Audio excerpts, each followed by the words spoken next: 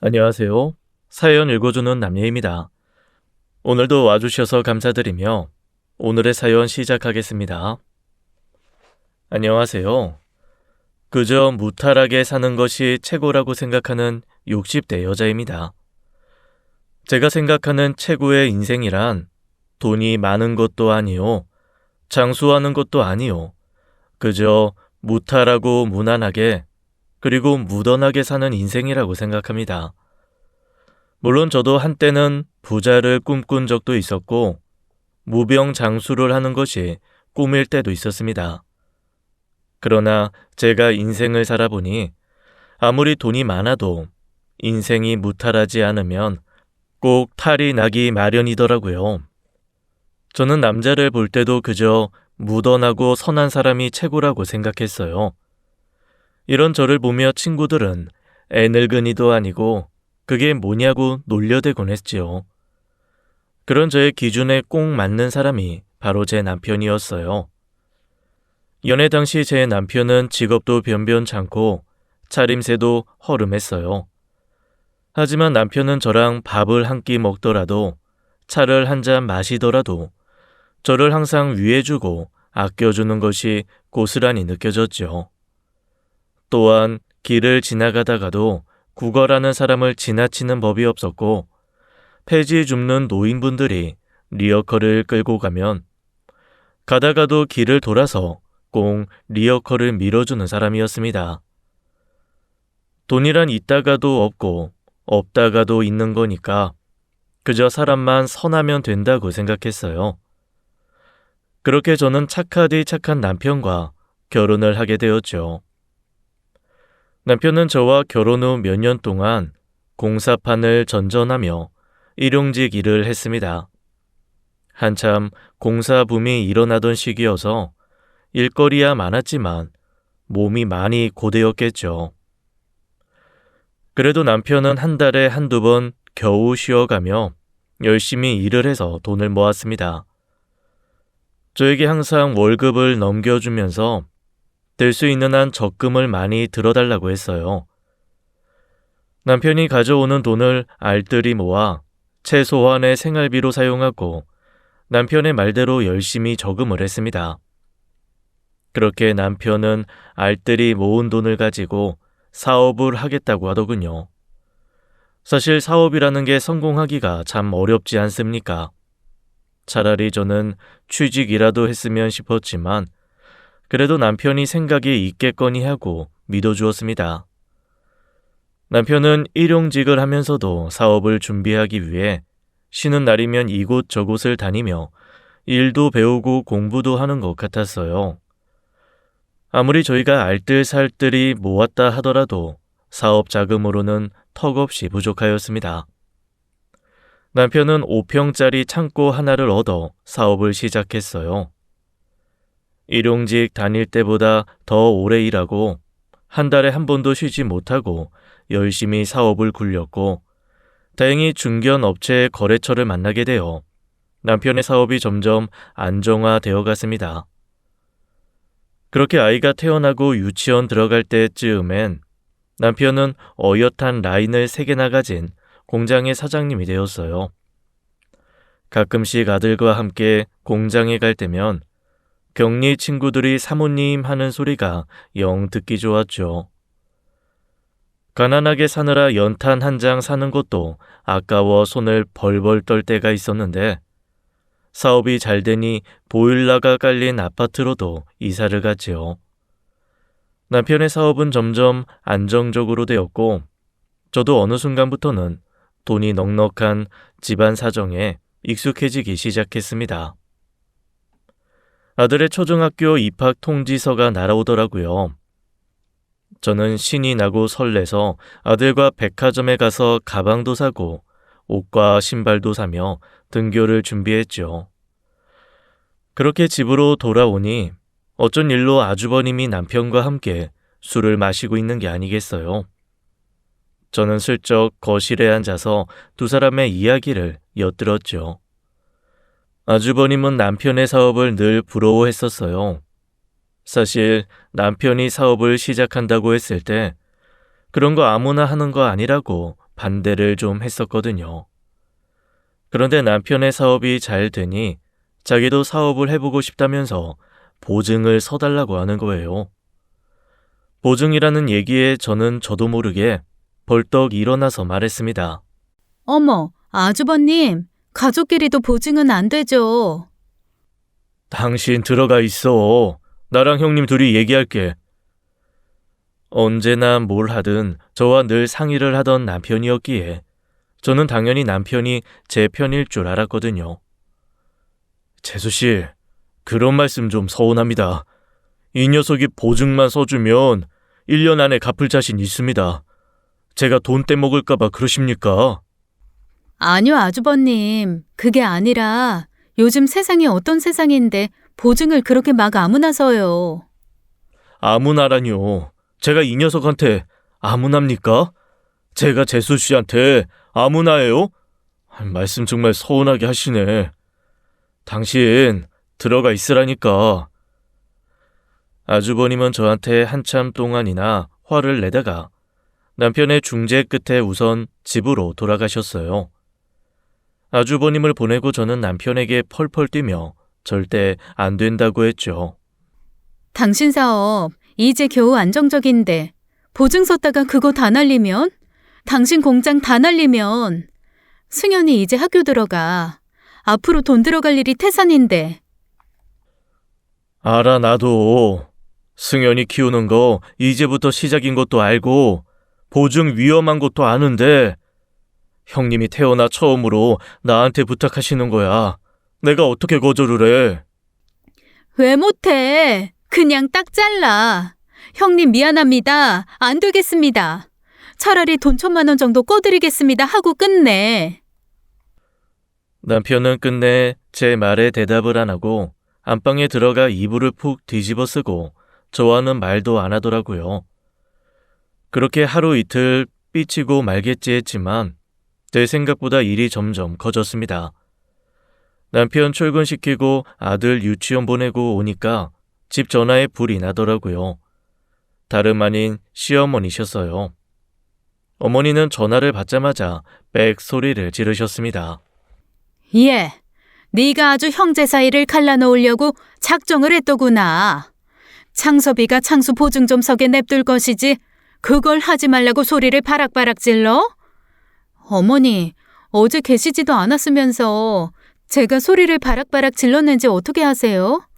저 소리 바락바락 안 질렀고요. 그냥 보증만 서지 말라고 한 거예요. 창수가 설마 동생 돈을 떼먹겠니? 보증이라는 거 그거 그냥 절차일 뿐이야. 네가 집에만 있으니 뭘 알겠니? 남자들 하는 일에 방해하지 말고 창섭이 하고 싶은 대로 하게 둬. 어머니도 평생 살림만 하셔놓고 저한테 집에만 있으니 뭘 알겠냐는 말은 앞뒤가 안 맞지 않나요? 그리고 애비가 보증 썼다가 날리면 저한테도 영향이 있는 건데 제가 어떻게 가만히 있어요. 승현이 이제 학교 들어가요. 저희 집도 돈 들어갈 일이 태산이에요, 어머니. 예, 돈 잘 버는 건 내 아들인데 네가 뭔데 나한테 유세야? 너 이렇게 버릇없는 애인 줄 몰랐는데 내 아들 돈으로 호의호식 하더니 이제 시애미도 안 보이는 거냐? 어머니야말로 지금 아주버님 때문에 저한테 억지 부리시는 거잖아요. 저랑 승현 애비 둘이 입에 풀칠만 하면서 정말 찢어지게 가난하게 살았어요. 연탄 한 장 살 돈도 없어서 둘이 냉골 같은 방에서 덜덜 떨면서 끌어안고 산 지가 10년도 안 됐어요. 그리고 유세라뇨, 어머니. 저희가 매달 용돈 보내드리는 거 받을 때는 유세라고 안 하시면서 보증 서지 말라는 말은 유세인가요? 그런 말씀하시면 제가 더 서운해요.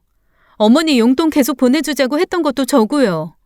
보증 대신 차라리 그냥 돈 빌려주자고 했던 것도 저예요. 그런데 아주버님이 다 싫다고 보증 서는 거 아니면 의미 없다고 한 거라고요. 저도 다른 거였으면 못 이기는 척 남편의 편을 들어줬을 거예요. 하지만 보증이잖아요. 보증으로 집안 풍비박산 나는 거 뉴스에서 하루 걸러 하루 나오는데 제가 평생 풍족하게 산 것도 아니고 보증 섰다가 집 다시 망하면 정말 생각하기도 싫습니다. 시집 와서 처음으로 어머니와 그렇게 큰 소리로 싸웠어요. 저라고 저보다 어른인 시어머니와 싸우고 싶었겠나요? 하지만 저도 제 밥줄이 달린 문제에 어영부영 넘어가기 싫었습니다. 하지만 시어머니와 아주버님과 형님도 쉽게 물러서지 않았습니다. 세 분이 돌아가면서 저희 집에 매일같이 전화를 해댔어요. 오죽하면 전화 벨소리 노이로제에 걸렸겠어요. 그렇게 며칠을 시달리다가 어느 날부터 전화가 안 오더라고요. 드디어 포기하셨나 싶었는데 그게 아니었습니다. 방을 청소하다가 남편이 장롱 깊숙한 곳에 숨겨놓은 보증 문서를 제가 발견한 거예요. 남편은 자기 형님이 하루가 멀다 하고 공장을 찾아와서 보증을 서달라고 하니까 저랑 상의도 하지 않고 저 몰래 보증을 들어버린 거였습니다. 당신 정말 미쳤어? 보증을 서주면 어떡해? 형님이 한 번만 해달라고 하는데 어떻게 해. 1년 안에 다 갚으시겠다잖아. 형님 믿고 1년만 기다려보자. 어? 1년 안에 아주버님이 돈 못 갚으면 당신이랑 나 이혼이야. 당신이 재산 날리기 전에 이 아파트 명의 나한테 돌리고 당장 이혼할 거야. 남편은 지운 죄가 있어서인지 저의 이혼 소리에도 찍소리도 못하고 그저 고개만 숙이고 있더라고요. 착해서 데리고 살아줬더니 착한 저 성질로 이렇게 대형 사고를 칠 줄은 정말 꿈에도 생각을 못했습니다. 남편이 보증을 선 이후로 저는 한동안 잠을 이루지 못했습니다. 잠을 잤다 하면 아주버님의 사업이 망하고 우리 집이 홀딱 넘어가는 악몽을 꿨거든요. 하지만 입 밖으로 냈다가 괜히 또 싸움이 일어날까봐 그냥 저 혼자만 끙끙 앓고 살았죠. 하늘이 도왔는지 다행히 아주버님의 사업은 잘 되는 듯 했어요. 물론 남편이 열심히 도와주기도 했고요. 아주버님은 때때로 사업이 잘 되는 게 다 재수씨 덕이라며 과일이며 고기며 한아름 사들고 오기도 했어요. 조카 선물이라고 비싼 로봇 장난감을 사오기도 했고요. 보증을 반대하긴 했지만 그래도 아주버님 사업이 잘 되니 아주버님의 기분도 좋고 그러니 또 남편의 기분도 좋고 가족 모두가 화목해졌습니다. 물론 시어머니가 때때로 제 속을 긁는 말을 하긴 했지만요. 형제가 서로 돕고 사니 얼마나 보기가 좋으냐. 네가 쌍수 들고 반대하지만 않았어도 창수가 더 빨리 자리 잡을 수 있었을 텐데. 아이고. 시어머니가 그렇게 제 속을 긁을 때면 솔직히 부들거리기도 했지만 좋은 게 좋은 거라고 생각하며 넘겼습니다. 무엇보다 남편이 가족을 너무 좋아했거든요. 남편이 좋다는데 제가 거기서 뭐라 더 말할 게 있겠어요? 그저 얼른 1년이 지나서 아주버님이 돈을 갚기만을 기다릴 뿐이었습니다. 그렇게 남편이 아주버님의 보증을 선 지 반년 정도 지났을 때였어요. 저는 이제 6개월 후면 아주버님이 그 안에 빚을 다 갚겠구나 하는 생각에 마음을 좀 놓고 살았죠. 그런데 하늘도 무심하시지. 그때 하필 나라가 떠들썩한 사건이 벌어졌어요. 바로 IMF가 터진 거죠. 조금씩 상승세를 타고 있던 아주버님의 사업은 IMF의 직격탄을 맞아 풍비박산이 났습니다. 여기저기 돈을 끌어서 설비를 늘리던 아주버님은 IMF가 터지자 대금을 받지 못하게 되었고 늘려가던 설비는 고스란히 빚더미가 되었죠. 그런데 그것뿐만이 아니었습니다. 알고 보니 아주버님은 남편 모르게 이곳저곳에서 돈을 많이 빌리셨더라고요. 심지어 사채까지 끌어쓰셨어요. 감당 안 되는 빚들이 하루가 다르게 늘어나기 시작했고 삐까 번쩍하던 아주버님의 공장은 하루아침에 폐허가 되었습니다. 아주버님은 빚쟁이를 피해 도망다니기 시작했어요. 남편은 아주버님 대신 아주버님의 공장 뒤처리를 해주기 바빴고요. 아주버님을 찾아다니던 빚쟁이들의 타켓이 남편이 되는 건 시간 문제였어요. 그런데 그저 빚쟁이가 찾아오는 게 문제가 아니었습니다. 남편이 아주버님에게 해줬던 보증은 단순한 보증이 아니라 연대 보증이었습니다. 승승장구하던 남편의 사업은 그렇게 하루아침에 휴지 조각이 되었어요. 공장은 물론이거니와 저희 집에도 압류 딱지가 여기저기 붙기 시작했죠. 결국 저희는 빚쟁이들의 압박을 이기지 못하고 팔 수 있는 건 다 팔아 제꼈는데 그래도 턱없이 부족했습니다. 우선 급한 빚부터 틀어막고 월세방으로 이사를 했어요. 세 가족이 방 4개짜리 40평대 아파트에 살다가 한순간에 방 한 칸짜리 월세방으로 뒤바뀌니까 눈물이 나더라고요. 저와 제 남편에게 하루가 멀다 하고 보증서라고 협박 아닌 협박을 했던 시댁 식구들이 생각이 안 날 수가 없었어요. 저는 너무 기가 막혀서 형님네를 찾아갔어요. 형님네 역시 이사를 준비 중이더라고요. 마침 시어머니도 같이 계셨어요. 저는 이삿짐을 싸고 있는 형님의 짐을 던져버리면서 소리쳤습니다. 아주버님은 대체 어디 계세요? 지금 아주버님 뒤처리를 다 승연애비가 하고 있는데 언제까지 이래야 돼요? 낸들 알아? 나도 죽겠어. 하루가 멀다 하고 칼든 놈들이 나 죽이겠다고 난리들이야. 내가 오죽하면 이사를 가겠어, 동서. 이제 어떡하실 거예요? 승연애비 사업 싹 말아먹고 저희 집도 다 팔았어요. 이제 속이 시원하세요? 너는 지금 그게 이 사업도 네 형님 앞에서 할 소리냐? 형님만 이사하셨어요? 저희도 이사했어요. 40평대 아파트 경매로 넘어가고 저기 꼭대기 월세방으로 이사 갔다고요. 그게 제 잘못이에요? 제 잘못이냐고요? 그래서 제가 보증 절대 안 된다고 했잖아요. 이제 어떡하실 거예요? 낸들 IMF가 터질 줄 알았나? 그게 그럼 뭐 다 내 탓이라는 거야? 동생 신세를 이렇게까지 망쳤으면 적어도 미안하다는 말 한마디는 하셔야 하는 거 아니에요? 어머님도 그래요. 하루가 멀다 하고 보증서라고 서라고 하셨으면 책임을 지셔야죠. 아무 책임도 안 질 거면서 그런 말씀은 대체 왜 하신 거예요? 맘 약한 승연애비, 형님, 아주버님, 어머님 세 분이서 돌아가면서 괴롭혔잖아요. 너는 지금 내 아들 망한 게 내 탓이라 이거냐? 누가 들으면 내가 망하라고 고사 지낸 줄 알겠다. 그리고 이 상황에 너한테 미안하다 그러면 빚이 없어지니 돈이 생기니? 이 상황에 드는 생각이라곤 윗사람 이겨먹을 생각뿐인 너도 참 너다. 그렇게 독하게 굴어대니 내 아들들이 잘 풀리고 배겨?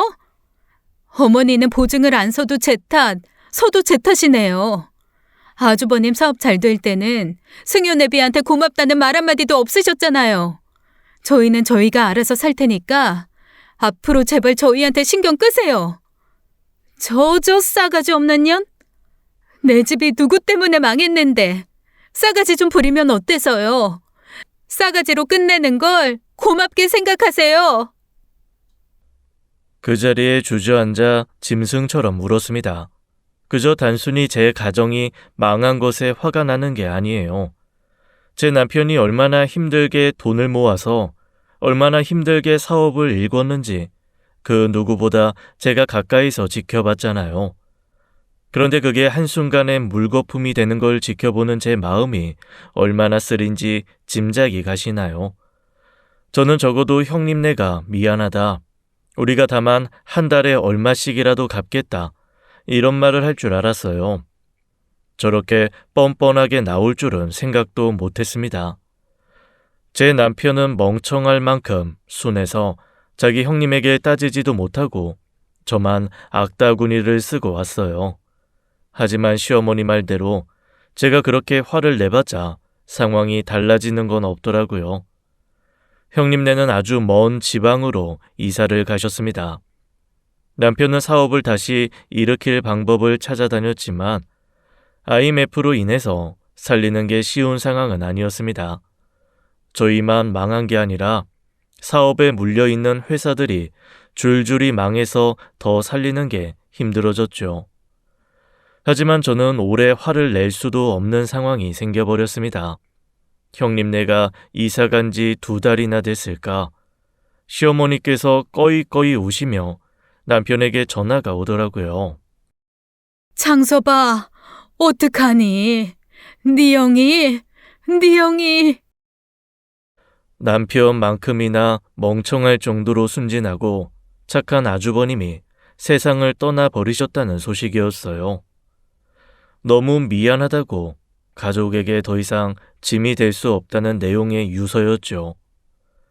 남편은 형님의 죽음에 아주 큰 충격을 받았습니다. 남편에게 형님은 단순히 형 그 이상의 존재였거든요. 어릴 때 시아버지가 돌아가셔서 아주버님이 아주 어렸을 때부터 이 집의 가장 노릇을 하셨대요. 남편은 형을 아버지처럼 믿고 따랐고요. 형이 보증 부탁을 거절할 수 없는 이유도 여기에 있었어요. 아버지 같은 형이 태어나 처음으로 부탁하는 거였는데 저희 남편이 어떻게 거절했겠어요.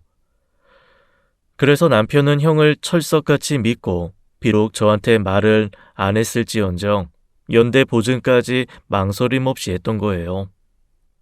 아주버님의 장례식장은 썰렁 그 자체였어요. 찾아오는 사람도 없고 슬퍼하는 사람이라곤 시어머니와 제 남편뿐이었어요. 형님은 무서울 정도로 아무런 감정이 없어 보이더라고요. 아주 나중에 들은 말인데 아주버님이 돌아가시면서 상속 포기로 빚을 포기하게 되어서 형님은 아주 가뿐해 하셨대요. 자기 남편이 죽었는데 어떻게 그런 생각을 할 수 있는지 얘기를 듣는데 소름이 돋았습니다. 형님은 아주버님 장례가 끝나자마자 친정 쪽으로 멀리 이사를 가셨어요. 그 뒤로는 연락이 끊겨 어떻게 사시는지도 모르겠네요. 하지만 원망을 해서 무엇하겠습니까? 남편은 직장과 형님을 잃었는데요. 남편은 아주버님 장례식장에서 형님이 가뿐해하든 시어머니가 슬퍼하든 그저 술만 마셨어요. 그래, 얼마나 한스럽겠어 싶어 냅둘 수밖에 없었죠. 남편은 사구제가 끝나가도록 아무런 의지와 의욕도 없는 사람처럼 눈을 뜨면 술을 마시고 술을 마시다 지쳐 쓰러져 잠드는 생활을 반복했습니다. 처음엔 이러지 말라고 말려도 보고 정신 좀 차리라고 화도 내보고 이혼하겠다고 협박도 해봤지만 아무것도 먹히지 않았어요. 남편이 저렇게 넋이 나가 있을 동안 저 또한 언제까지나 집에 있을 수만은 없었죠. 당장 아이 학교도 보내야 했고 또 새 식구 어떻게든 먹고 살아야 했으니까요. 일평생 집에서 살림만 해본 제가 뭘 할 수 있었겠어요. 게다가 경기는 날마다 나빠지고 일자리도 찾기가 너무 어려웠죠. 다행히 시장에서 잘 아는 사장님이 반찬 가게에서 일해볼 생각 없냐고 제안을 해주셨어요. 반찬 만드는 건 자신 있었기 때문에 저는 얼른 좋다고 했죠. 출근을 하니까 거기에 이미 조리 실장님이 계시더라고요. 저는 보조 역할이었습니다. 그런데 세상에 실장님이라고 하는 여자의 텃세가 어찌나 심하던지 산더미처럼 쌓인 야채는 저보러 다 다듬으라고 하고 손이 부르트도록 야채 다 다듬으면 고기 손질하고 손이 팅팅 붓도록 고기 손질하고 나면 그때부터는 장갑 낄 틈도 없이 김치를 무쳐야 했습니다. 손끝은 매일 터지고 그 위에 양념이 묻어서 덧나기 일쑤였죠. 하지만 한나절 일하는 반찬가게 일로는 새 식구 생계에 턱없이 부족했죠. 게다가 남편은 일도 안 하고 매일 술만 마시고 있었으니까요. 아이는 하루가 다르게 커가느라 학원비니 용돈이니 돈 들어갈 일이 태산이었고요. 그래서 저는 새벽에 할 수 있는 우유 배달 일을 시작했어요.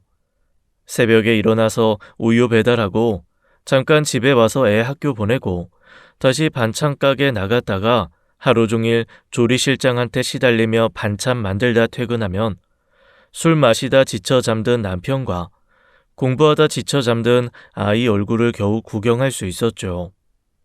하루가 다르게 몸이 닳는 기분이었지만 먹고 살려면 어쩔 수 없었죠.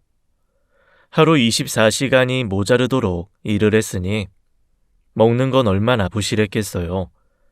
새벽엔 우유 회사 직원들이 가끔 주는 우유 한 팩 마시고 점심엔 반찬 가게에서 남은 반찬들로 구석에서 허겁지겁 먹고 저녁은 먹을 시간도 없이 지쳐 쓰러지기 바빴죠. 그렇게 한 1년 정도 살았을까요? 새벽에 우유 배달을 마치고 집으로 가는데 걸음이 자꾸만 느려지는 겁니다. 내 몸이 아닌 것 같았죠. 왜 이러지 싶은 순간 눈앞이 캄캄해지고 저는 그대로 쓰러졌습니다. 전날 눈이 많이 내려서 길이 꽁꽁 언 바람에 저는 엉길에 머리를 부딪히며 쓰러졌어요. 발견 당시 저는 머리에서 피가 철철 나고 있었다고 해요. 그 추운 겨울에 머리통이 깨진 채로 쓰러져 있었으니 까딱하면 그대로 얼어 죽을 뻔했죠. 다행히 우유 납품처에서 멀지 않은 곳에서 쓰러졌던 터라 납품처 직원이 저를 발견해 119에 신고를 했다고 해요. 일어나 보니 병원이었는데 제 옆에 있는 남편이 제 손을 붙잡고 엉엉 울고 있더라고요. 참으로 오랜만에 만져보는 남편의 손이었어요. 그 단단한 손이 오랫동안 술만 마셔서 살이고 근육이고 하나도 없이 빼빼 말라 있었습니다. 저희는 서로의 손을 붙잡고 병원에서 한참을 울었어요. 제 병명은 과로와 영양실조였습니다. 제대로 된 영양을 섭취하지 못한 채 일을 너무 많이 해서 몸이 과부하가 된 거죠. 남편은 영양실조라는 말에 크게 충격을 받은 듯 했어요. 이 사건으로 남편은 더 이상 술을 마시지 않게 되었습니다. 그리고 예전처럼 인력시장에 나가 닥치는 대로 일을 하기 시작했죠. 지방에 한 달짜리 공사를 하러 내려가는 준비를 하던 남편이 제 손을 잡고 말하더라고요. 그동안 나 때문에 고생 많았지? 미안해 여보. 형님 그렇게 된 게 다 나 때문인 것 같아서 자꾸만 죽은 형님이 눈앞에 아른거렸어. 근데 당신 쓰러진 거 보니까 정신이 번쩍 들더라. 죽은 형님을 떠나보내고 옆에 살아있는 당신한테 잘했어야 했는데 죽은 형님을 붙들고 옆에 살아있는 당신한테 무신경했어 내가. 우리 처음부터 다시 시작하자. 나 다시 열심히 살게. 승연이한테도 당신한테도 부끄럽지 않은 아빠 될게. 남편이 돈을 벌어오는 덕에 저는 더 이상 우유 배달을 하지 않아도 됐어요. 반찬 가게에서 저에게 그렇게 텃세를 부리던 조리실장도 이사를 가느라 반찬 가게를 그만두게 되었고 거기서 오래 일했던 제가 조리실장이 되었습니다. 저와 남편이 혼란스러운 시간을 보내는 동안 저희 아들은 다행히도 이런 못난 부모를 이해해주며 바르게 자랐습니다.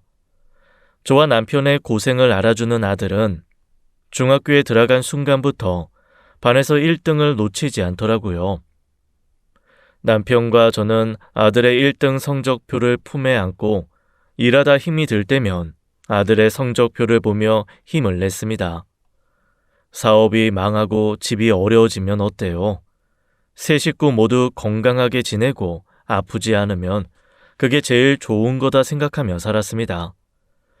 고등학생이 된 아들이 어느 날 저희 부부를 앉혀놓고 그런 말을 하더라고요. 엄마, 아버지, 저 육사 갈 거예요. 군인 되면 등록금 안 내도 되고 육사 들어가자마자 월급도 나온대요. 그럼 두 분 좀 더 편해지실 거예요. 그게 네가 원하는 길이냐? 네? 군인 되는 게 네가 원하는 길이냐고. 집이 가난해서가 아니라 아버지인 내가 돈을 못 벌어서 그런 게 아니라 네가 원하는 게 군인 되는 거냐고. 남편의 물음에 아들은 대답을 못하더라고요. 남편은 아들이 태어나고 단 한 번도 아들에게 큰 소리를 낸 적이 없었어요. 물론 아들이 큰 소리를 들을 만한 행동을 하지도 않았지만요. 그런 남편이 그날은 아들에게 정말 크게 화를 냈습니다. 아버지가 몸이 부셔져라 일하는 한이 있더라도 네 뒷바라지 하나는 하고 죽을 거다. 우리가 자식이 둘이냐 셋이냐? 엄마랑 아빠는 너 하나뿐인데 고작 우리 몇 년 편하게 살자고 네가 하고 싶지도 않은 일 하게 안 둘 거다. 아버지, 지금도 돈 벌 만큼 벌고 있고 내가 안 먹고 안 입고 안 자는 한이 있어도 네 뒷바라지는 너 원하는 만큼 해줄 거다. 그러니까 진짜 네가 하고 싶은 걸 해. 집안 사정 때문에 선택하지 말고. 아버지는 네가 진짜로 너 하고 싶은 거 하면서 살았으면 좋겠다. 남편의 말이 아들에게 큰 울림이 있었는지 아들은 그 뒤로 육사를 가겠다는 말은 안 하더라고요. 학원도 꼭 필요한 것만 단과로 보내달라고 했고 나머지는 인터넷 강의나 학교 선생님에게 어두운 문제집을 풀며 공부를 했습니다. 남편도 이를 악물고 아들 뒷바라지에 최선을 다했어요. 저희는 방 한 칸짜리 월세방에서 방 두 칸짜리 전셋집으로 이사를 하며 죽을 것 같은 고비는 겨우 넘기게 되었습니다. 아들은 서울에 있는 유명한 대학교의 의대에 합격하였습니다. 아들의 합격증을 보고 새 식구가 얼싸안고 얼마나 울었는지요. 그 사이 저는 건강이 많이 안 좋아져서 일하던 반찬 가게를 그만두었습니다. 남편은 여전히 일용직 일을 하며 돈을 벌었고요. 아들은 평일에는 학교를 다니고 주말에는 부잣집 과외 선생으로 아르바이트를 하기 시작했어요. 어느 날은 과외 월급을 받았다며 100만 원을 현금으로 저에게 주더라고요. 이거 엄마랑 아버지 몸에 좋은 거 사드세요. 빚 갚는 데 쓰지 마시고요. 저 대학 졸업하고 의사로 취직하면 대출도 많이 나오니까 집도 더 큰 데로 이사 갈 수 있어요. 그러니까 이제 두 분 무리 안 하셔도 돼요. 아들은 좋은 걸 사 먹으라고 신신당부를 했지만 저랑 남편이 그 돈으로 어떻게 뭘 사 먹을 수 있겠어요. 아들이 준 100만 원은 저희 부부의 가장 소중한 보물이 되었습니다. 그 후로도 아들은 속 한 번 썩이지 않고 무사히 대학을 졸업했어요. 남편의 사업이 망하지 않아서 우리가 풍족했더라면 아들한테 병원이라도 하나 개원해줬을 텐데 하는 아쉬움이 있었네요. 물론 아들이나 남편에게 티를 내지는 못했지만요. 아들은 역 근처에 있는 큰 이비인후과의 페이 닥터로 취직을 했어요. 그리고 학교 다닐 때 만난 여자친구와 자연스럽게 결혼 준비도 하기 시작했습니다. 저희의 아들 결혼에 크게 보태줄 돈도 없었고 그저 아들에게 걸림돌만 되지 말자 하고 있었어요. 아들의 여자친구는 연애하는 동안 몇 번 인사를 받는데 참 싹싹하고 착한 아가씨였어요. 그런데 아들에게 듣자 하니 아들 여자친구의 부모님이 아주 유복하신 분들이더라고요. 특히 여자친구 아버지가 사업체를 아주 크게 운영 중이라고 하셨습니다. 어느 날 아들이 저에게 조심스럽게 말했어요. 엄마, 혜수 부모님이 상견례 한번 했으면 좋겠다고 하셔서요. 그래? 엄마랑 아빠는 최대한 날짜 맞출 테니까 그쪽 어른들 편한 시간에 맞춰서 약속 잡아. 네. 근데 엄마, 혜수 어머님이 좀 날카로운 분이세요. 혜수는 안 그러는데 어머님만 좀 혹시 엄마랑 아버지가 상처 받으실까봐 걱정돼요. 그래. 무슨 말인지 알아들었어. 엄마랑 아버지 산전수전 다 겪은 사람들이야. 그런 거 걱정하지 마. 우리는 그저 너만 행복하고 너만 잘 살면 돼. 도대체 어느 정도길래 아들이 미리 언질까지 줄까 걱정이 되었지만 아들 앞에서는 절대 내색하지 않았죠. 평소 같으면 아들 돈은 아까워서 잘 쓰지도 않았는데 아들의 말이 괜히 마음에 걸려서 상견례 때 남편에게 입힐 양복도 새로 구입했습니다. 최대한 멀끔한 모습으로 가는 게 아들에게 예의라고 생각했어요. 바깥 사돈 될 분은 정말 드라마에서나 보던 사장님 같은 모습이었습니다. 늘 승연이만 만나느라 부모님을 이제야 뵙네요. 반갑습니다. 해수 애비 되는 사람입니다. 예, 저도 이제야 인사드리는 점 양해 부탁드립니다. 승연이 애비 되는 사람입니다. 승연이 볼 때마다 어떻게 이렇게 아들을 번듯하게 키우셨는지 볼 때마다 아들 삼고 싶었는데 이렇게 사위로 삼게 되었네요. 인사는 나중에 하고 음식부터 들어오라고 하죠.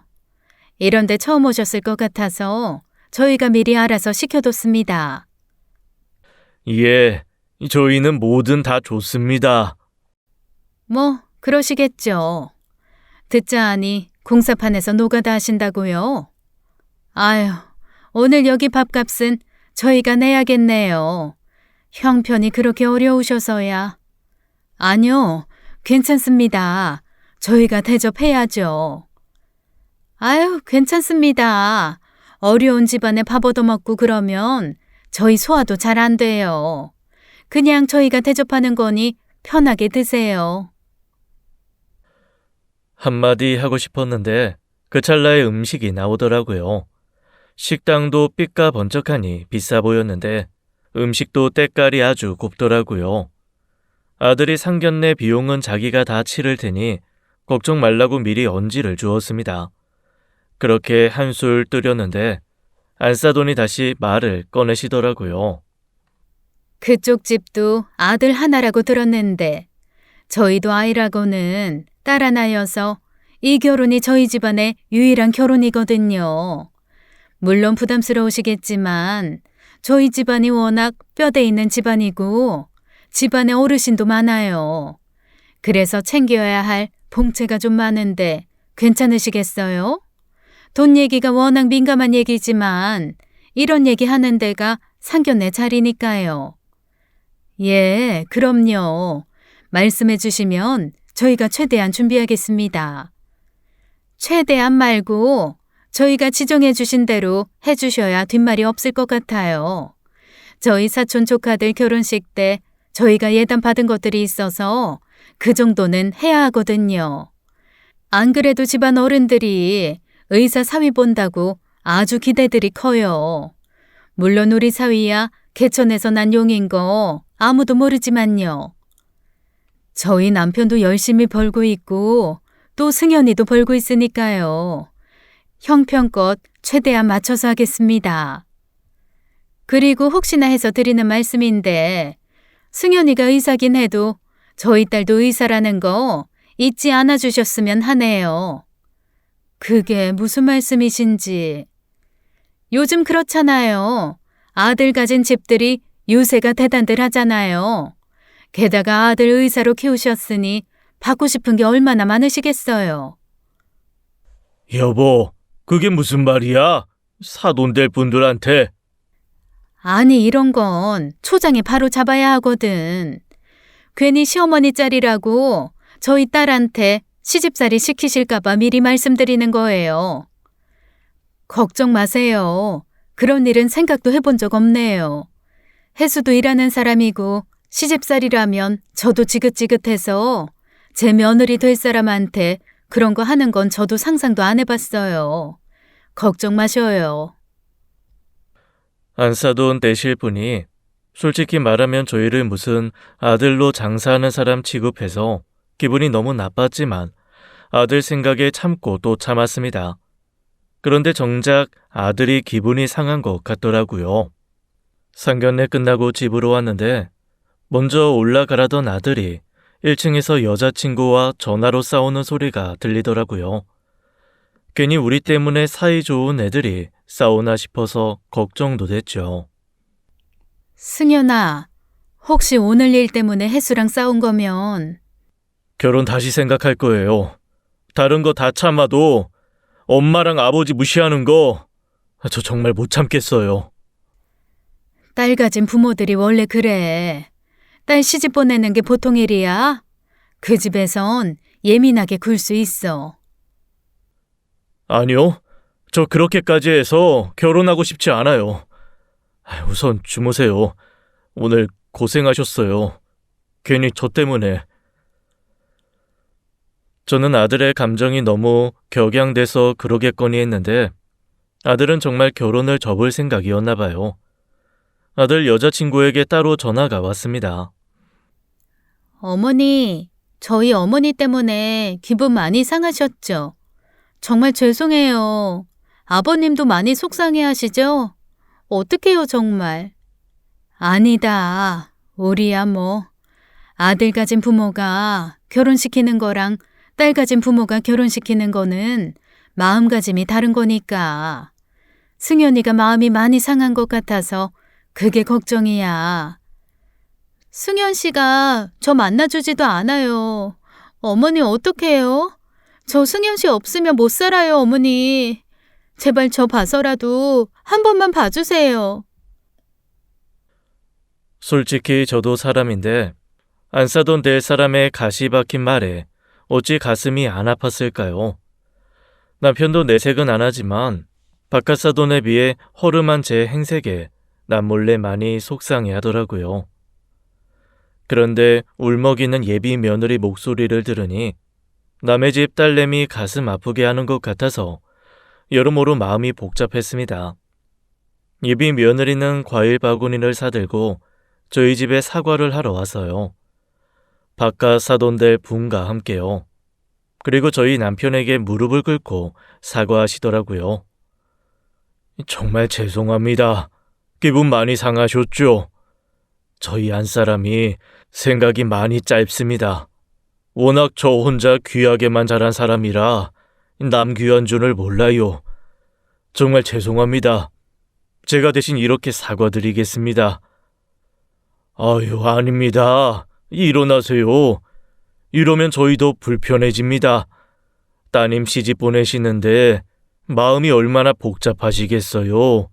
이해합니다. 뒤늦게 퇴근한 아들은 진심 어린 사과를 하는 바깥사돈과 예비 며느리의 행동에 마음이 조금 누그러지는 것 같더라고요. 무엇보다 아이들 둘이 너무 사랑해서 결혼하고 싶다는데 안 싸돈 대분의 행동으로 아이들에게 상처를 주고 싶진 않았어요.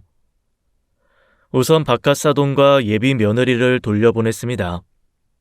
바깥사돈 대분한테 한 소리를 들은 건지 안사돈께서도 연락이 왔더라고요. 그날은 제가 기분이 좀 언짢은 일이 있어서 괜히 화풀이를 했네요. 기분 상하셨으면 푸세요. 네, 저희는 다른 거 없어요. 그저 저희 아들만 예뻐해 주세요. 저희가 잘 가르쳐서 보내겠습니다. 그저 부족한 아들 하나 생겼다고 생각하고 예뻐해 주시면 그거 말고는 더 바랄 게 없겠어요. 부탁드려요. 그렇게 한 차례 폭풍이 지나가고 저희는 모든 것을 덮고 그저 아들의 행복 하나만을 위하며 결혼을 시켰습니다. 안사돈은 여전히 저희만 보면 틱틱대긴 했지만 사실상 잘 부딪힐 일도 없을 뿐더러 무엇보다 아이들이 서로 너무 좋아하고 또 며느리가 저에게 너무 잘해서 안사돈의 가시에도 점점 무뎌졌어요.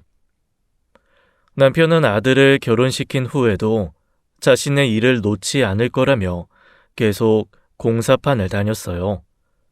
그러던 어느 날 임시 계단을 올라가다 발을 헛디디는 바람에 높은 곳에서 크게 떨어졌죠. 천만다행으로 모래더미 위로 떨어져서 크게 다치는 건 막을 수 있었습니다.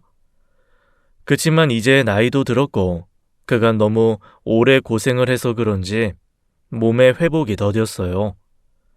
아들도 이참에 그만두시라며 하도 성화여서 남편은 이제 더 이상 공사판을 나가지 않게 되었답니다. 속이 상한지 아들 몰래 혼자 술을 홀짝이더라고요.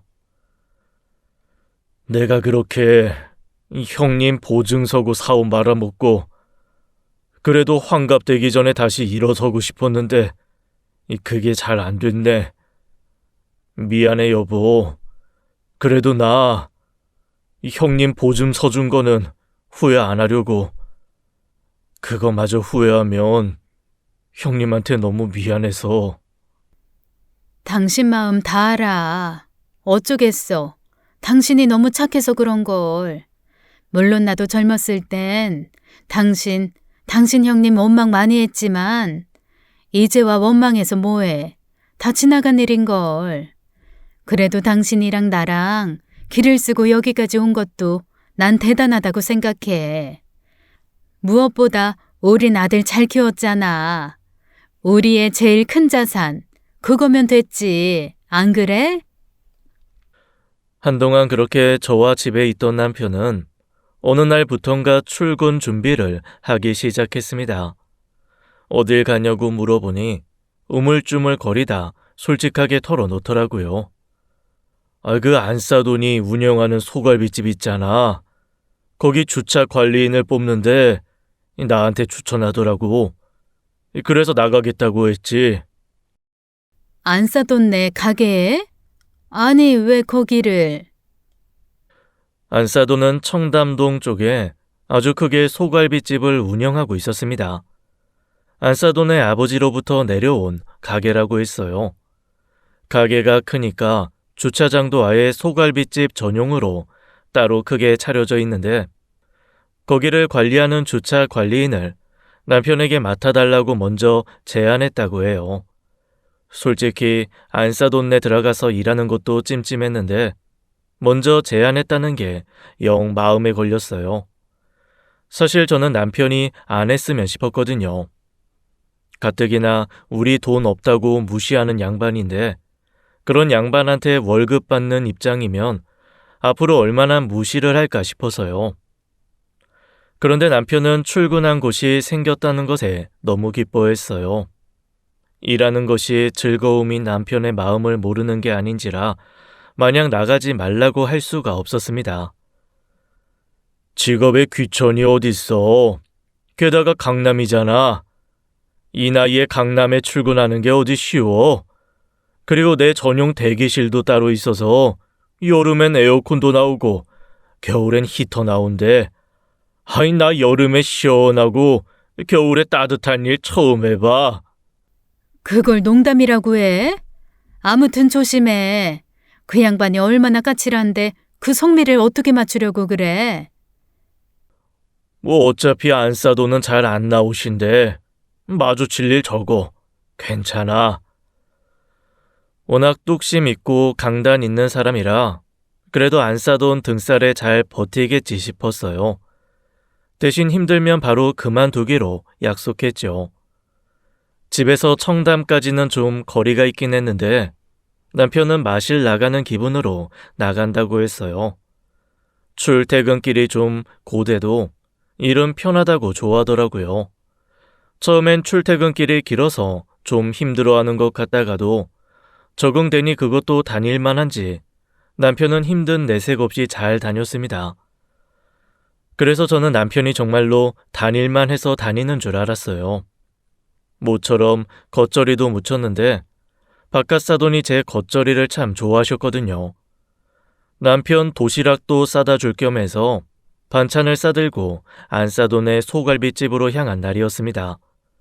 버스를 타고 지하철을 타고 내려서 또 걷는 길이 만만찮더라고요. 남편의 출퇴근 길을 걸으며 힘들게 다니네 하고 생각할 무렵 저는 남편의 정말 힘든 모습을 목격하고야 말았습니다. 안싸돈이 작은 빈 페트병으로 제 남편의 머리를 툭툭 때리며 못 배워 먹어서 주차 관리도 제대로 못해요? 라고 말하고 있었습니다. 저는 너무 놀라서 하마터면 들고 온 겉절이를 모두 떨어뜨릴 뻔했어요. 또 습관처럼 참고 넘기려던 저는 다시 몸을 돌려 안싸돈을 향해 다가갔습니다. 저를 발견한 남편은 흠칫 놀라더군요. 놀라는 남편의 기색을 보고 뒤를 본 안싸돈과 눈이 마주쳤습니다. 세상에, 저랑 마주쳤는데도 눈 하나 깜짝 안 하더라고요. 방금 뭐 하신 거예요? 뭐가요? 내가 뭘 했는데요? 방금 내 남편 머리를 이걸로 때리셨잖아요. 도대체 내 남편이 뭘 그렇게 잘못했길래 음료수병으로 사람 머리를 때리냐고요? 맞는 걸 구경을 못 하셨나? 이게 뭘 때리는 거예요? 그냥 대화하는 거지? 저는 안 싸돈 손에 들고 있는 페트병을 냅다 뺏었습니다.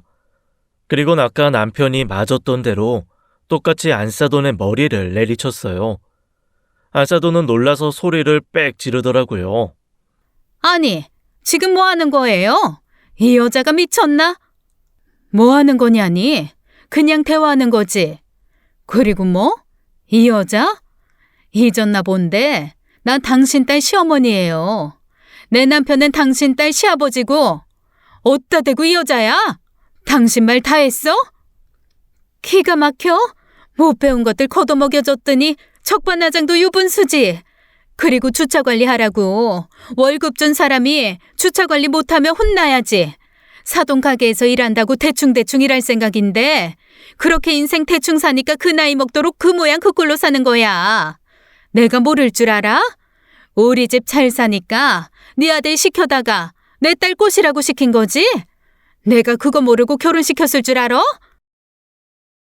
니네가 잘나면 뭐 얼마나 잘났다고. 내 아들이 니네 집을 벗겨먹는다는 거야? 내 아들도 잘나가는 의사야. 네 딸만 의사야? 그동안 별것도 아닌 걸로 유세 부리는 거 진짜 니네가 잘나서 참은 줄 알아? 다 내 아들 편하게 살라고, 내 며느리 편하게 살라고 참은 거지. 어디서 교양없게 사돈머리를 탁탁 내리쳐? 당신 집에서 그렇게 배웠어? 못 배운 건 내가 아니라 당신이야. 알아 몰라? 이 여자가 미쳤나 진짜? 제 말을 씩씩거리면서 듣던 안싸돈은 반박할 말이 없었는지 갑자기 지분에 못 이겨서 제 머리채를 냅다 잡더라고요. 그동안은 아들 며느리 봐서 안싸돈이 무슨 말을 해도 무슨 행동을 해도 꾹 참았는데요. 저도 이제 더 이상은 못 참겠더라고요. 너만 잡냐? 나도 잡지 싶어서 안싸돈의 머리채를 냅다 잡았습니다. 그렇게 안싸돈 가게 주차장에서 저와 안싸돈은 머리채를 잡은 채 싸우기 시작했는데요. 그때였어요. 엄마, 지금 뭐 하는 거야? 엄마! 며느리와 아들이 나타난 겁니다. 며느리는 기겁해서 달려와 제 엄마를 저에게서 거칠게 떼어내더라고요. 엄마 미쳤어? 지금 뭐 하는 거야? 어머니 머리를 왜 잡아?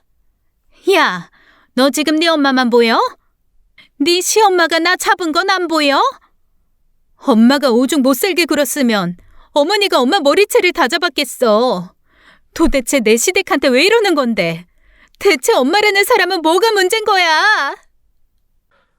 제 엄마를 떼낸 며느리가 소리를 지르다가 울기 시작하더라고요. 그간 곱게만 커온 줄 알았는데 며느리도 제 엄마와 남모를 고충이 있었나 봅니다.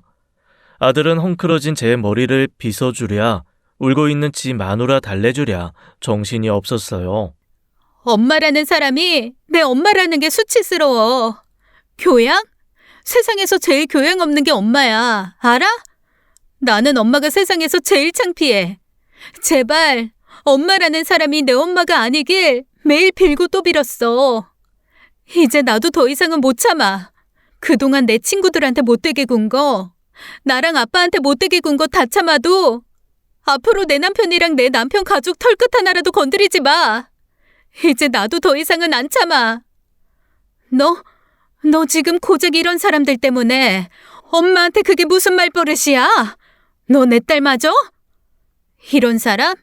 이런 사람이 무슨 사람인데 엄마가 맨날 천박하게 사람 편가르고 금 나누게 하는 동안 나는 엄마 때문에 제대로 된 친구 하나 못 사귀고 제대로 연애 한번 못 해봤어. 나만 그런 것 같아? 친가 모임 때마다 엄마가 교양 없이 굴면 아빠는 얼마나 창피했는지 알아? 그리고 나 아까부터 다 봤어. 엄마가 시아버님한테 못되게 구는 거. 어떤 교양 있는 사람이 사돈한테 그딴 식으로 대하는데. 뭐? 내가 뭘 어쨌는데. 난 고용주로서 일 제대로 못하는 직원 교육한 것뿐이야. 이러려고 아버님 일하라고 시킨 거지? 아버님한테 갑질하고 싶어서. 엄마라는 사람이 이렇게까지 최악인 줄 몰랐어. 엄마 이제 나 볼 생각하지 말아요. 나도 더 이상 엄마 딸 안 할 거니까. 아버님, 일 그만두세요. 어머님, 저랑 가요. 더 이상 여기 계시지 마세요. 며느리는 제 손과 제 남편의 손을 잡더니 저희를 이끌고 자기 차로 가더라고요. 벙쪄있는 안사돈과 점점 멀어지는 저희를 번갈아 보던 아들은 저희 쪽으로 뛰어와 차 문을 열어주었어요. 저와 제 남편은 얼떨떨한 마음으로 아들의 차에 탔죠. 차에 타자마자 며느리가 눈물을 펑펑 흘리더라고요. 어머니, 아버님, 정말 죄송해요. 너무 죄송해요. 그동안 저희 엄마가 아버님, 어머님한테 얼마나 막말을 했을지 상상이 가요. 제가 진짜 끊었어야 했는데 정말 죄송해요. 엄마가 아버님 일하시게 한다고 했을 때 말렸어야 했는데 정말 죄송해요. 자기야, 정말 미안해. 엄마 때문에 나한테 정 떨어졌다 그래도 나 할 말 없어. 저랑 남편은 솔직히 안사돈에게 지친 것도 사실이었습니다. 애들 결혼시킬 때도 그랬지만 결혼 이후에도 저희를 항상 아랫사람처럼 대했거든요. 물론 그때마다 기겁하고 타단해 준 것도 며느리였고 뒤에서 며느리와 바꿔사돈이 항상 사과를 해주셨기에 다 참고 넘겼습니다. 그런데 제 엄마 때문에 상처받고 펑펑 우는 며느리를 보니 그간 며느리는 얼마나 힘들게 살았나 싶은 마음에 안쓰러워졌어요. 아가, 그만 울어. 나랑 아버지는 괜찮으니까. 솔직히 우리도 사람인데 그동안 안 속상했다고 하면 거짓말이겠지. 그렇지만 우리는 예전에도 그랬고 지금도 그렇고 너네만 행복하면 돼, 응? 며느리를 그렇게 달래고 집에 와서는 내색은 안 해도 마음이 많이 다쳤을 남편도 달래주었습니다. 술 한잔 먹이면서 살살 물어보니까 그동안 안사돈이 남편에게 그런 태도를 취한 게 한두 번이 아니었어요. 그래도 남편은 아들 며느리 생각해서 참으며 다녔던 거더라고요. 당신도 참 미련하다. 그럼 슬쩍 그만두면 되지. 뭘 또 그걸 다 참고 있었어. 그 양반 원래 뾰족한 거 다 알았는데 뭐. 아이 그리고 진짜 자주 안 왔어. 어쩌다 당신이 봐서 그런 거지. 그나저나 새 애기가 많이 울어서 그게 걱정이네. 그러게나 말이야. 지엄마 다신 안 본다고 그러는데 마음이 쓰이네. 아버지 말이라면 뭐든 따르던 아들이었는데 이번 일을 계기로 남편한테 단단히 말하더라고요. 이제 다시는 그 어떤 일도 하지 마시라고요. 평소 같았으면 네 돈 안 쓴다 하고 거절했겠지만 상황이 상황이니만큼 저희는 아들이 주는 용돈을 받으면서 살기로 합의를 봤습니다. 그렇게 며칠이 지났을까요? 집으로 사돈 두 분이 찾아오셨더라고요. 솔직히 열어주고 싶지 않았는데 남편이 좋게 가자며 문을 열어줬습니다. 예전 같았으면 바깥 사돈 얼굴을 봐서라도 표정 관리를 했는데 저도 사람인지라 도저히 웃는 낯으로 사돈들을 대하지 못하겠더라고요. 그렇게 소파에 앉아있는데 안사돈이 제 앞에서 무릎을 꿇으면서 울기 시작했습니다. 제가 정말 잘못했습니다. 그날 이후 이 사람한테 많이 혼났어요. 저 때문에 기분 많이 나쁘셨죠? 정말 죄송했어요. 한마디 하려고 입을 떼는데 옆에서 남편이 저를 말리더라고요. 그러더니 안사돈을 일으켜서 의자를 가져와 앉혔습니다. 괜찮습니다, 사돈. 다 지난 일이에요. 이러실 일 아닙니다. 새 애기도 자기 딴엔 너무 충격이라서 며칠 연락 안 하는 걸 거예요. 정말 죄송합니다. 제가 대신 사과드립니다. 뭐라 하시든 달게 듣겠습니다, 사돈. 아이, 정말 이러실 일이 아니라니까요. 우리 가족 아니겠습니까? 가족인데 이러면 어떻고 저러면 어때요? 제가 말입니다, 사돈. 돈 때문에 가족이 다 박살이 났었어요. 제 아들도 잘 모르는 일인데요. 아들놈 아주 어렸을 때 저희 형님이 돌아가셨거든요. 저도요, 사업 크게 하던 놈이었습니다. 제가 굴리던 사업 진짜 잘 됐었어요. 제 형님이 저 잘 되는 거 보고 당신도 잘 살고 싶어서 저한테 도움을 요청했던 적이 있었거든요. 남편은 아들에게도 제대로 말해준 적 없는 아주버님 얘기를 꺼내기 시작했어요. 후회 많이 했습니다. 제 마누라 말대로 보증 말고 그냥 돈을 꺼줄 걸. 그럼 우리 형제가 이렇게 안 되지 않았을까? 형님도 안 돌아가시지 않았을까? 하지만 지난 일 후회하면 뭐 하겠습니까? 하늘에 계신 형님도 제가 그러길 원치 않으실 거고요. 이 사람 그렇게 쓰러지고 정신이 번쩍 들더라고요. 가족보다 소중한 게 어디 있겠습니까? 돈이라는 거는요, 있다가도 없고 없다가도 있는 거예요. 그런데 가족은요, 한번 사라지면 다신 돌아오지 않습니다. 살다 보니 돈보다 중요한 게 가족이더라고요. 우리는 애들 때문에 엮이긴 했지만 다 같은 가족 아니겠습니까? 가족끼리 이럴 수도 저럴 수도 있는 거죠. 정말 저희 딸에게 사돈 같은 시아버님이 계시다는 거 정말 천운이라고 생각합니다. 아유, 그런 말씀 마세요. 그리고 저도 그날 잘못한 게 있으니까 안사돈께서도 화를 내신 거 아니겠어요? 잘못이 있다면 사돈 사이끼리 너무 편하게 생각한 제 탓도 있을 겁니다. 그러니 안사돈께 너무 뭐라 하지 마세요. 남편의 너그러운 말에 벼랑간 안사돈이 흑흑하고 울기 시작하더라고요. 솔직히 저는 제 남편만큼 착하지 못한 사람이라 울고 있는 안사돈이 꼴값이라는 생각도 들었어요. 물론 내색은 못했지만요. 정말 죄송해요.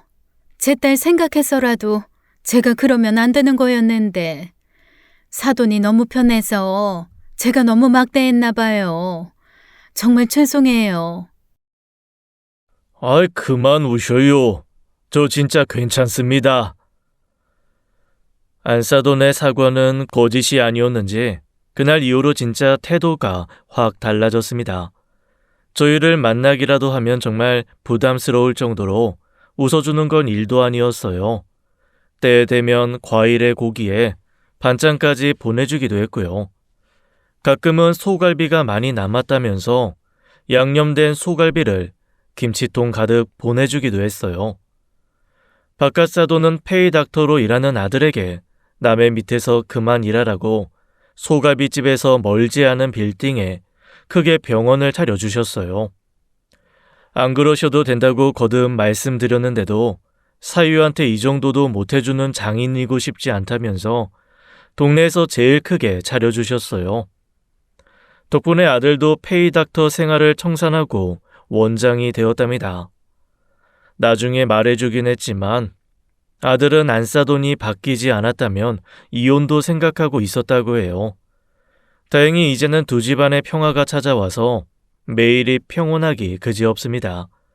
그래서인지 결혼하고 오랫동안 손주가 생기지 않아서 내심 걱정이었는데 며느리가 아이를 가지게 되었어요.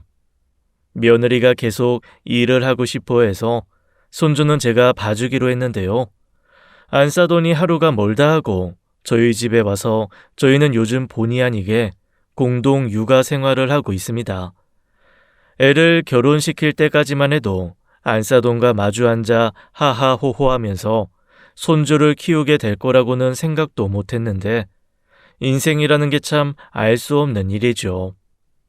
저희 가족의 파란만장한 일대기 잘 들으셨나요? 저희 가족은 이제 그 어떤 가족보다 화목하고 무탈한 하루하루를 보내고 있습니다. 이 사연을 들으시는 분들도 부디 무탈한 하루를 보내시길 진심으로 기도합니다. 감사합니다. 지금까지 사연 읽어주는 남녀였습니다. 끝까지 함께 해주신 여러분 감사드리며 저희는 다음 사연으로 돌아올게요. 감사합니다.